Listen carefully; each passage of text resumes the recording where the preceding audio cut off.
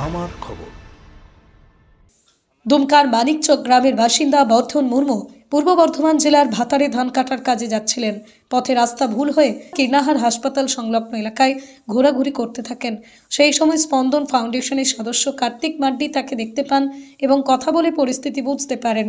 সঙ্গে সঙ্গে তিনি স্পন্দন ফাউন্ডেশনের অফিসের নম্বরে যোগাযোগ করেন। সদস্যরা গিয়ে দেখেন বর্ধন মুর্মু ঠিকভাবে নিজের ঠিকানা বলতে পারছেন না। সেই রাতে তাকে নিরাপদে কার্তিক মাড্ডির বাড়িতে রাখা হয়।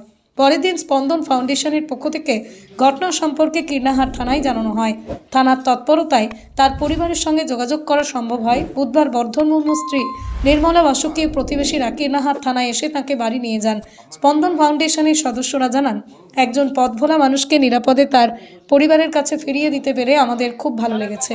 কীর্ণাহার থানার প্রতি আন্তরিক ধন্যবাদ জ্ঞাপন করেছেন তারা।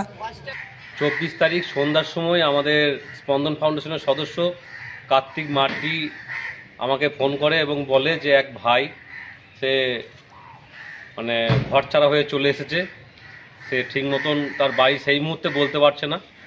এবং আমরা তার কাছে যাই, এই ভাইয়ের কাছে আমরা যাই এবং তৎক্ষণাৎ তাকে জিজ্ঞাসা করি। ও কিন্তু সঠিকভাবে সেই মুহূর্তে বলতে পারছিল না। তারপর আস্তে আস্তে ওর বাড়ি খোঁজ পাই দুমকা, এবং তার পরের দিন আমরা কীর্ণাহার থানা আসি এবং কীর্ণাহার থানায় সহযোগিতায় তাদের বাড়ির ফোন নাম্বার খোঁজ পাওয়া যায় এবং আমাদের কীর্ণাহার থানার সিআই সাহেব এবং বড়বাবু মেজবাবু এবং সকল স্টাফের সহযোগিতায় আমাদের এই ভাইয়ের বাড়ির ঠিকানা এবং তাদের ফোন নাম্বার পাওয়া যায়। এবং সেখান থেকে আমাদের কীর্ণাহার থানা তাদের সঙ্গে যোগাযোগ করে এবং তাদেরকে বাড়ির লোকজনকে আসতে বলে এবং ওই ভাইয়ের ওয়াইফ এবং তার পরিবারের লোক এসছে।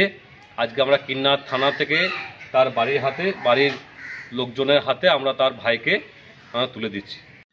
নতুন আশার আলো এবার বীরভূম জেলায় প্রথমবার শান্তিনিকেতন মেডিকেল কলেজ ও হাসপাতালে শুরু হলো HPLC পদ্ধতিতে অত্যাধুনিক ল্যাফিনাইট-2 মডেলের মাধ্যমে থ্যালাসেমিয়া নির্ণয়।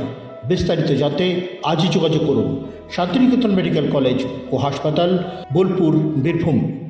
দেখতে চোখ রাখুন আমাদের ফেসবুক ও ইউটিউব চ্যানেলে।